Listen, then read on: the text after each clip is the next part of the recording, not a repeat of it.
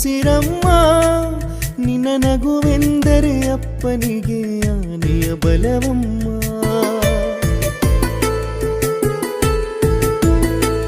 ನಿನ್ನ ಕಣ್ಗಳಲ್ಲಿ ಅಮ್ಮನ ನೆನೆವೆವಮ್ಮ, ನೀನೇನೇ ಕನಸಿನ ಕೋಟೆಯಮ್ಮ.